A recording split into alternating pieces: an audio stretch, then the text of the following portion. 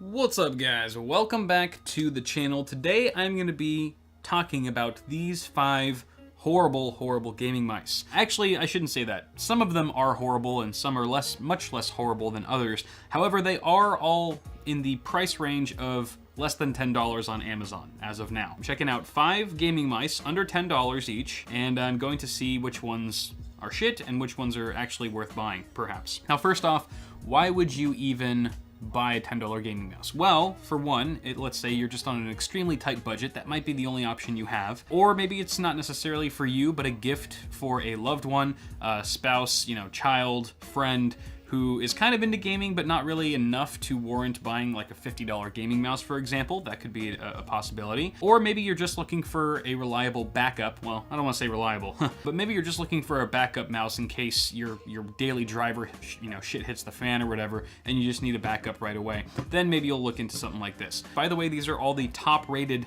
some of the top-rated user-reviewed mice on Amazon, so that's why I picked them. And I've already arranged them here in front of me from my least favorite mouse on your right to my most favorite mouse. And I'm going to be going down the line from worst to best, explaining what works for me and what doesn't. So on that note, why don't we go ahead and take a look at our first contender here, which is the Bengoo. These all have funky names because they're all, Chinese OEM knockoff brands or whatever, and a lot of them are using the same parts and whatnot. But this is Bengoo, and you can always tell it's Chinese OEM crap because it's got like 3 different names. It's got like Game Start, Hemzone, and then the product page on Amazon says Bengoo, so who knows what it's really called. Honestly, the comfort level is fairly good. I like the shape, I like the feel when I put my hand on the mouse. I am a claw grip user, so bear that in mind. That's the perspective I'm looking at all of these reviews as. Yeah, the comfort level is actually pretty good. It's fairly comfortable for my hand and the way I use mice. However, it is fairly lightweight. It's actually the lightest mouse, I believe, in our lineup here, and I prefer a bit of heft to my gaming mice, and this is just far too light for that, so I would have to dock it some points there. Also, I forgot to mention this, that all of these mice are using optical sensors, and all of them are horrible. That's just nature of the beast. It comes with the territory that if you buy a $10 gaming mouse, you're gonna get a pretty lousy sensor.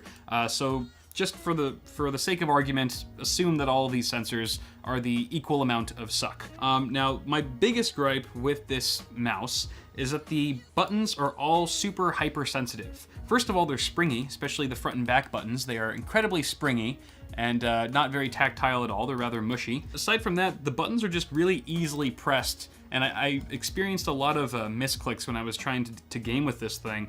Just, from moving really fast, I would turn really fast in game and then accidentally hit the side button. It's also fairly cheap. I would say this has the worst build quality out of all 5 of the mice here. Not just in terms of just how light it is, but also the scroll wheel seems really kind of wonky, and the DPI buttons in particular. Like, listen to this. Is there even anything in this mouse? It's just completely hollow. It's just like hollow plastic clicking. Yeah, so it doesn't sound very good, not very satisfying to click, too sensitive on the buttons pretty much everywhere. However, it's comfortable. That's the one redeeming quality. However, I still would not recommend it, even for $10. Let's move on to the next mouse. This one is a Funta. And again, there's like 30 names on here. It also says Zelotes. I think it's just a much wider profile, so it fits your hand a lot differently. It's kind of hard to compare to the Bengoo. However, it is very comfortable. I do like it. There are some gripes though that I have. The side here, the pinky grip is very slippery on this outer side of the mouse. My pinky just kind of tends to slide around on that area, and it's not the best. I wish there was a bit more grip there. And while there is some grip for your thumb, it's kind of got this recessed, these little grooves, and the grooves kind of, I don't know, they kind of like sink into my thumb after a while. They don't feel as comfortable after prolonged periods of time. So I'm not a huge fan of that. The build quality is better than the Bengoo. However, it's still lacking in the buttons. All these side buttons are springy here. The left and right mouse buttons are pretty solid. Just kind of like the nice level of tightness that I like. And also the scroll wheel is much better than the Bengoo. And the scroll click requires a bit of actuation force to actually click in the scroll wheel. I wish it was a bit easier. It does have a DPI button for up to 5500 DPI, which is nice. It's also got a braided cable, a braided USB cable. Actually, all these mice have braided USB cables, surprisingly, except for this one, which is a USB, but it's got kind of a rubber rubber material, and I'll get into that later. So my main gripes with this mouse is that I'm not a fan of the pinky grip that's super slippery on the outside here. And the side buttons and this front button here are very springy and do not feel very good when clicking. However, they are very well placed. I will say that. So this next one is the SODEE or SODEE. I don't know. It's not Zotac. That's not what I said. But okay, we've got some LEDs here that are kind of just cycling through different colors. I don't believe you can change any of them. Just like the Bengu, I didn't mention that. It also has a bunch of funky colors, 7 I believe, that just cycles through. The side grips here, this side grip on the outside is much better than the Afunta, which is a little bit more like kind of a rubberized material. And the inside thumb grip is also nice to rest your thumb on. However, it does feature those same grooves that we saw on the Afunta, which I'm not a fan of again.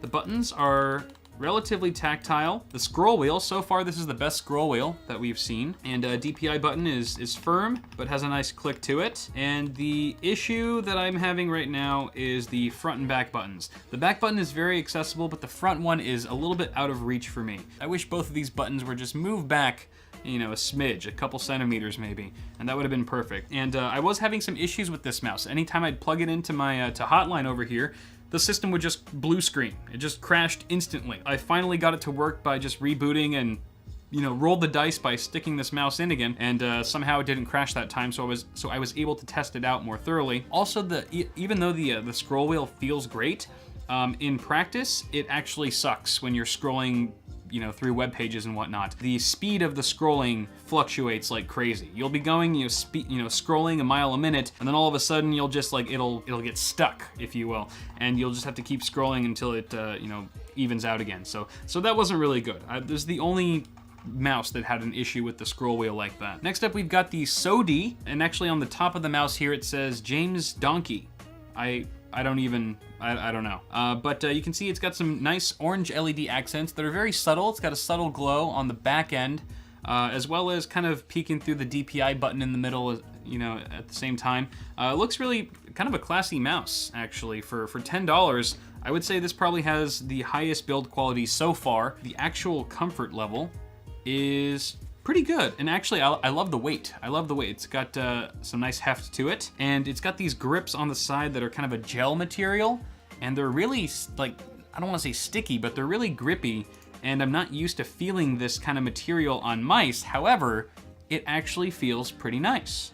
I wouldn't mind using this mouse, just for things. The scroll wheel is also very sturdy. It's not wobbly at all.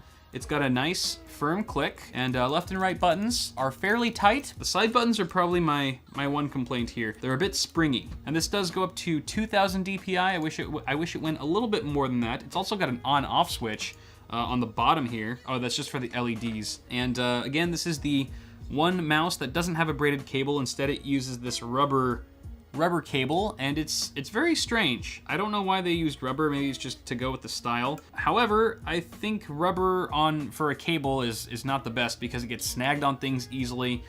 There's quite a bit of friction. I'm not a huge fan of that. But overall, this is a very comfortable mouse, and if it wasn't for the crappy sensor, I'd probably even pay more than $10 for it. So that's gonna bring us to our last and my favorite mouse personally, which is the TechNet Raptor. And this mouse looks very similar to the Cooler Master Sentinel. If you remember the CM Storm Sentinel, it looks very similar to that. I'm curious to know if they've got, this working with the same OEM at some point. However, it is different, and it's super comfortable. It is my favorite mouse in terms of comfort level, just because it matches the shape of my hand very naturally. But what really impressed me with this mouse are the switches. The switches for the left and right buttons are incredibly tight, and they feel really good to click. You wouldn't even think that this is a $10 mouse. Also, the front and back buttons, while they're not as high quality, I would say, as the James Donkey over here, they do not feel springy at all. They are simply like, you go less than a millimeter and it's just a click. There's no spring action whatsoever. It's just no bullshit. You press it and it clicks. It's a very satisfying click. Again, they're plastic switches and they're a little bit on the cheaper side. However, it still feels really good and tight. That's what she said. You got a DPI button. I believe this goes up to 2000 DPI as well, just like the SODEE.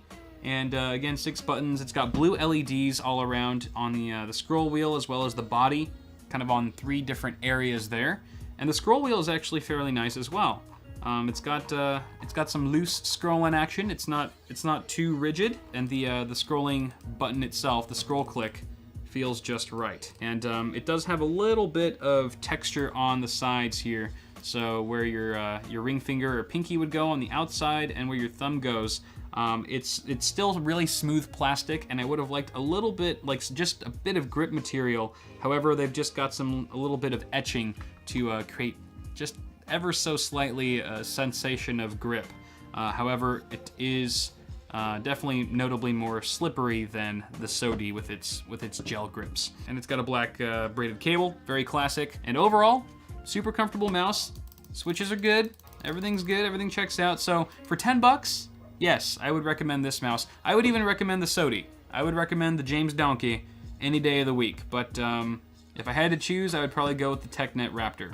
This is by far the best $10 gaming mouse I have ever had the privilege of using. If you guys are interested at all in any of these gaming mice, go ahead and check the description below. I've got links all there. However, be warned, if you pick up any of these 3 mice over here, I am not liable or responsible for any kind of pain that they may cause. I would recommend the James Donkey. Hop on the James Donkey, yo. This mouse kicks ass for 10 bucks as well. So either of these 2 mice, I'm sure that you would be satisfied for spending $10 with. I think you know, they're very much worth the money. So that's pretty much gonna do it for now, guys. Hopefully you found this video a bit interesting. I know there isn't too much information out there on $10 gaming mice these days, but if you enjoyed the video, be sure to toss me a like, subscribe to the channel for more tech stuff coming at you really soon, and I will see you all in the next video.